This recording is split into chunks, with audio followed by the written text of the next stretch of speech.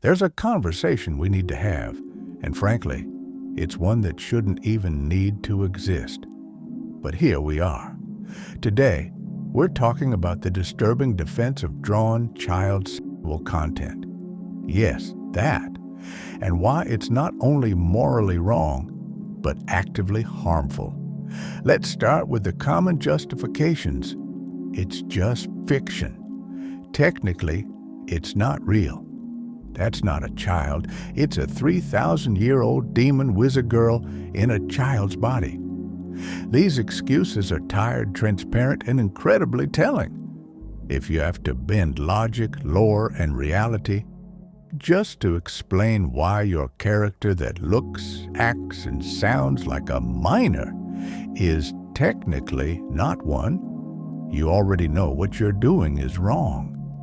You're trying to sanitize pedophilic fantasies under the guise of fantasy and fiction. Fiction doesn't happen in a vacuum. The things people consume, draw, and share influence how we think, what we normalize, and what people feel safe acting on. When you draw, promote, or defend sexualized depictions of childlike characters, you are feeding fantasies that should not be fed. You're giving predators a comfortable place to exist and calling it art? That's not free expression. That's a red flag. This isn't just about one niche fetish.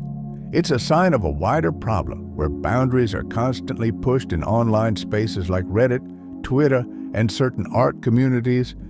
It starts with borderline content, then slowly desensitizes people until you've got users defending outright child exploitation, as long as it's drawn.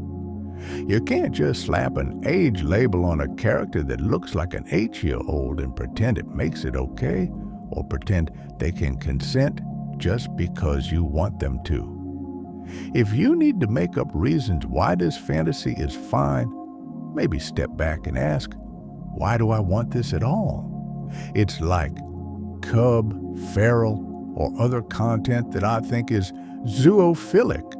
Because of how it twists your perception of animal characters, you think this is harmless?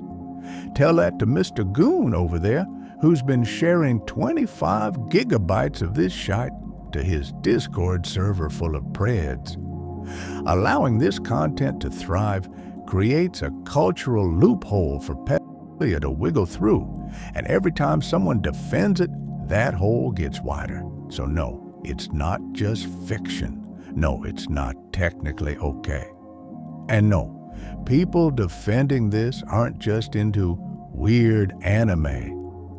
If you have any integrity, any basic decency, stop pretending this is fine. Stop defending it.